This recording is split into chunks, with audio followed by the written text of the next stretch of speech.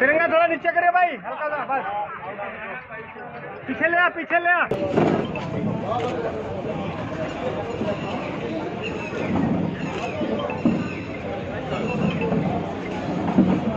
आ गया, चलो।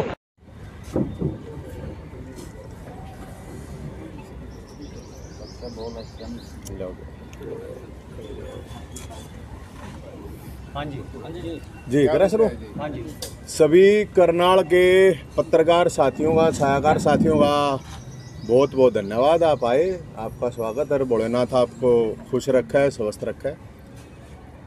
आज का जो विषय है वो ये है कि हमने 18 तारीख को हरकी पैड़ी हरिद्वार से कावड़ यात्रा शुरू करी है, और वो कावड़ यात्रा का जो मकसद है, उस कावड़ यात्रा का मुख्य जो मकसद है वो तो है कि मुख्यमंत्री खट्टर साहब को सद्बुद्धि दे, शक्ति दे। देखो, उनकी शक्ति के लिए हम प्रयास कर रहे हैं भोलेनाथ के पास जाके।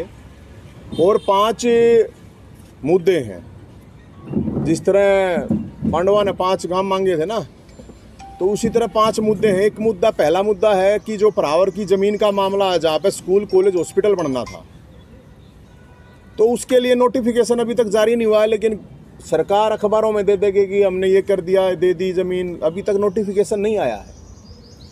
तो एक तो मुद्दा ये है कि स्कूल, कॉलेज, हॉस्पिटल के लिए वहाँ 100 करोड़ रुपए दे सरकार। भगवान परशुराम मंदिर हम वहाँ पे बनाएंगे।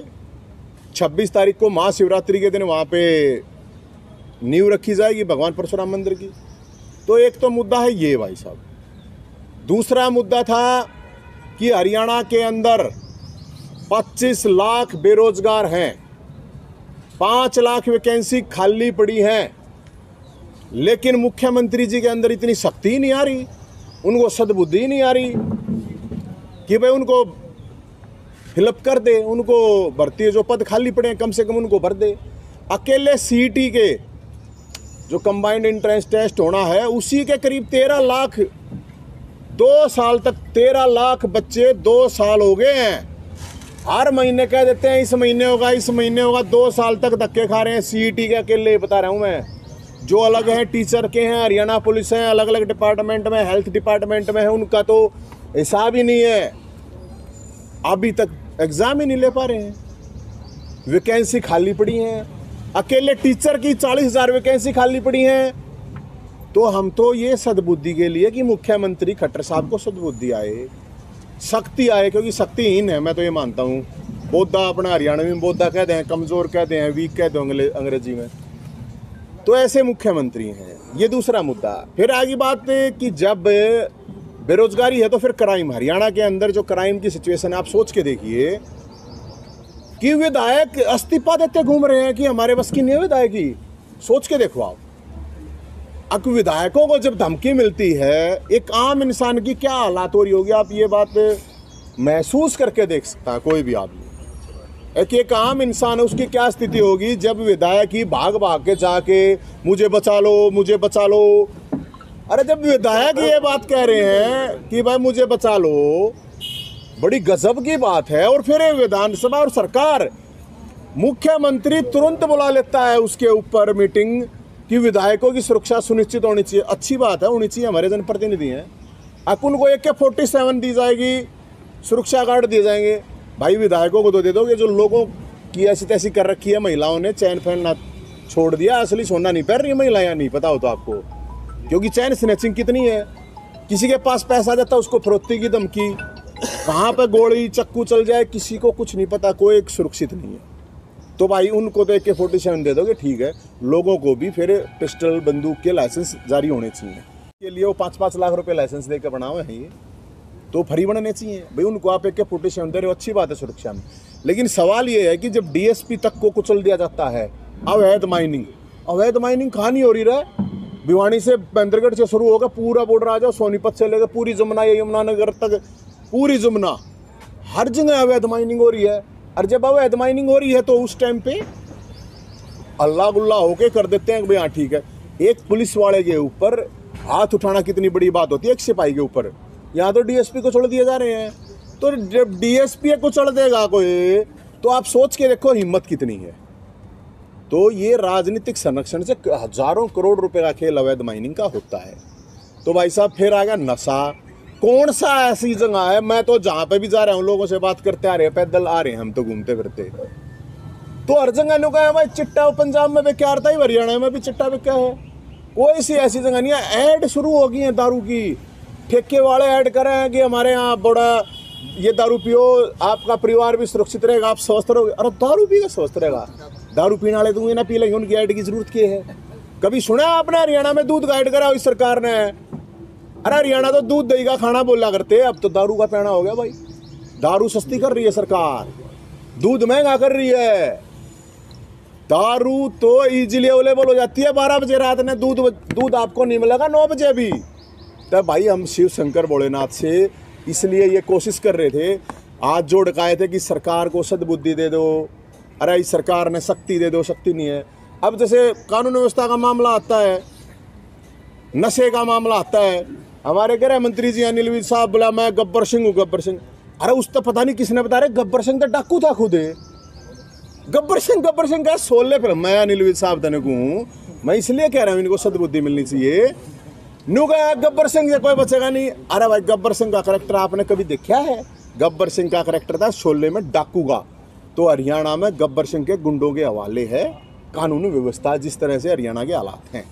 फिर आ गया भ्रष्टाचार का मामला, आपके करनाल का ही था। 100 करोड़ के तहसीलदार और डीडीपीओ वगैरह हो रहे थे। एचपीएससी में करोड़ों रुपए थे, या फार्मेसी में करोड़ों रुपए। वो भाग रहा है, वो मुख्यमंत्री का खास आदमी है। वो मुख्यमंत्री लोग हो रहा है, कितने लोग हो रहा है मेरा नहीं, उसका कहाँ छुपा रखा है। मुख्यमंत्री जी खट्टर साहब आपका इतना क्लोज आदमी, और वो पकड़ा नहीं जा रहा। तो इसका मतलब क्या है? इसका मतलब क्या है कि मुख्यमंत्री जी के सारे सारी चीज़ हो रही हैं। मुख्यमंत्री जी नकली राजा हरिश्चंद्र का मोर बांधे घूमे हैं। तो ये हमारे 5 इशू थे, नशा, क्राइम का, रोजगार का, प्रावर की जमीन का। फिर जहाँ पे भी जा रहे हैं तो वहाँ की लोकल बात है। जहाँ तक देखो यार, आज तो करनाल में हम हालांकि ये इकट्ठा कर रखा है हमने, गंगा जल ले रहे हैं सब ताइन तक देंगे अपनी कावड़ यात्रा पूरी होने के बाद। करनाल के अंदर सबसे पहले क्या करते हैं, एक अवैध कॉलोनियां बसाते हैं। अब पता चला 80-80, 70-70 साल जिनकी रजिस्ट्री हो ली, इंतकाल हो लिया, उनके भी घर गिर हैं। गरीब आदमी का तो तुम घर गिर दो, गरीब आदमी पर ताकत दिखाओ हो तुम। गजब बात है कि गरीब आदमी के ऊपर ताकत दिखा रही है सरकार, उनके तो घर तोड़ दें। एक बता रहा है कोई डीटीपी बोला मेरा खोप। अरे अपना खोप दिखाना, किसे पैसे वाला की तरह खोप दिखाना। यहाँ के मुख्यमंत्री विधायक हैं, करोड़ों रुपए डीटीपीओ पीछे 100 करोड़ रुपए वाले हैं, वो दिखाना अपना खोप एमपी पे। ये यहाँ का जो एमपी है ये कॉलोनाइजर है, प्रॉपर्टी डीलर है। ये पहले अवैध कॉलोनियां बसवाता है और फिर उनको तड़वाता है। अपनी दिखाना, वो बता रहा है मेरा खोप दिखाएगा। अरे गरीब आदमी पे क्या खोप दिखाना हो है? गरीब आदमी तो हुए ना मरा पड़ा है। गरीब आदमी था इधर रोटी मतलब चून दूध पे जीएसटी ला दिया, सब क्या है सांस रह रहे हैं मेरे ख्याल में लेने। बस ये हवा खा के तो भाई कैसे आदमी जिंदा रहेगा। तो अफसर भी आके उन अवैध कब्जे करनाल में किसे पैसे हुआ किधर ताकतवर आदमी की तरफ लगा के देखना तू। गरीब आदमी आगे ढाके घर वाला मेरा खोप क्या खोप क्या खगड़ पाग रहा है। लेकिन ये मुख्यमंत्री है भाई, उन बांस आवे कि गरीब लोग आस पास बसे रहेंगे, इनमें तो बदबू आओ इन लोगों ने। तो हम तो ये कह रहे हैं मुख्यमंत्री जी को सद्बुद्धि दे भगवान भोलेनाथ और शक्ति दे। कौन से बिलों में घुस रहे हैं, मुर्दा है मुर्दा। विपक्ष के नाम पे हरियाणा के अंदर मुर्दा है, क्योंकि 6 मिलने आने धमकी मिलने पद से भी बताओ, नहीं तो घेरो ना, गृह मंत्री का घर घेरो, मुख्यमंत्री का घेरो, एसपी ने घेरो, डीसी ने घेरो, कुछ नहीं। हाई जी मर गए, बचा लो बता क्या के विपक्ष है भाई। तो ये हालात हैं भाई साहब। और हम तो ये कह रहे हैं कि मुख्यमंत्री ने सद्बुद्धि दे, और नहीं तो भाई देखेगी जनता की। कोई सवाल हो तो बता। पिछले दिनों डीएसपी को जिस तरीके से डंपर से कुचल दिए। अरे भाई साहब मैं आपको बताता रहा हूँ, किसी की हिम्मत है क्या? थाने के आगे के निकलने की हिम्मत नहीं होती आम आदमी की। चौकी वैसे नाका लगा रखा होता है ना आपकी गाड़ी में, सारे कागज है, कोई आपने गलत काम नहीं कर रखा, उसके बावजूद भी धड़कन तेज हो जाए, अगो हो पुलिस है, और वो डंपर चढ़ा देते हैं। ऊपर से सरे होता है अवैध माइनिंग के नाम पे हजारों करोड़ रुपए। अब विपक्ष इसलिए नहीं बोल रहा, पहले वे मलाई खा रहे हैं, वे अपने बेला में घुस रहे हैं। तो ये हालात है भाई साहब। और ऐसा कैसे हो सकता है? डीएसपी को चलने की हिम्मत तो आप सोच सकते हो। एक कहावत है, चोर चोर मसेरा भाई, वही काम हो रहा है। हाँ वो तो है, सगे भाई है, मशेरा क्यों, कत्ती सगे भाई हैं तो दोनों। चल रही है, कंस का राज है, कानून का राज नहीं हो सकता। कंस का राज हो सकता है, कौरवों का राज हो सकता है, कायरों का राज हो सकता है, कानून का राज हरियाणा के अंदर है नहीं। और मुख्यमंत्री, हर आदमी परेशान है, चाहे जवान है, किसान है, मजदूर है, बेरोजगार है, महिला है, कोई भी खुश नहीं है हरियाणा में। अरे मुख्यमंत्री जी सर्वे करवा ले, एक बार पता चल जाएगा। और अगर मुख्यमंत्री जी बिना सिक्योरिटी घूमे तो भाई साहब 1000 एक घंटे में 1000 जूतों की माला मुख्यमंत्री के गर्ल्स का 1000 एक घंटे में किसी भी जगह चले जाओ, वो चाहे करनाल में आ जाओ। तो पूरे हरियाणा का ये हाल है, जो करनाल नहीं से मिल रहा। मैं ब्रह्म सरोवर पे गया था, वो तो धर्म की जगह है भाई। जय मुख्यमंत्री ब्रह्म सरोवर पे, भाई साहब उसमें उतर के दिखा दो, जय कुल्ली नहीं टूटा मुख्यमंत्री की, लिखवा लो। इतनी इतनी काई जम रही है, इतनी इतनी काई। मेरे आगे 10 आदमी पड़े नाते नाते, जवान बालक थे वे थे। अरे एक ब्रह्म सरोवर था, उसकी मतलब वैसे तो वो बने रहे हैं। अभी इन्होंने कई जगह क्या किया, एक चीज मैं आपको बताऊं, नंदीशाला बनाई थी इन्होंने, अलग अलग जगह पे नंदीशाला चलाई थी कि भाई गौवा के नाम तक वोट तक खा लिए इनने, चारा उनके लिए है नहीं। अब करनाल में भी बताओ है, ठेकेदार ने बताओ है, देंगे कि भाई तुम संभालो। अरे सरकार है, तुम्हारे पास इतना पैसा नहीं है, गौओं के नाम पे तुमने खा लिया सब कुछ। अब गौओं को देने चारा भी नहीं है, गौओं के लिए छत भी नहीं है। वो मुख्य प्रधानमंत्री जी कहते हैं ना, जो 2022 तक सबको छत होगी। ये क्या है, छत जिनके है वे तोड़न लग रहे हैं, गरीब आदमी भी इनके सेक्टर में क्या कर रहे हैं। नॉर्मल मैं आपको एक बात बता रहा हूँ, पहले क्या होता था, डरा निकलता था, एक आम आदमी का भी निकल आता था। अब तो ऑनलाइन बोल रही है, कौन होगा गरीब आदमी, कौन आम आदमी लगा देगा उसमें 50-50 हज़ार 1-1 लाख रुपए तक के रेट जाए हैं। तो पूरा का पूरा जो ये सिस्टम है, हम तो ये मानते हैं कि भाई जिस तरह से चला रहे हैं उस हिसाब से लोग परेशान हैं। मुख्यमंत्री जी को हम तो ये कह रहे हैं, सद्बुद्धि दे भगवान भोलेनाथ, मुख्यमंत्री जी को शक्ति दें। अरे भाई गंगा जल लाया, वैसे कावड़ कूड़ लाना तो इनके बस की बात है नहीं, लेकिन मैं तो नहीं, गंगा जी में डुबकी लाया हूँ, सामने का महीना है, भोलेनाथ गंगा मैया कुछ पाप इन न कर रखे हैं, कट जाएंगे। कुछ लोगों को सद्बुद्धि इसको इनको आ जाएगी, अगले लोगों की सेवा कर सकें।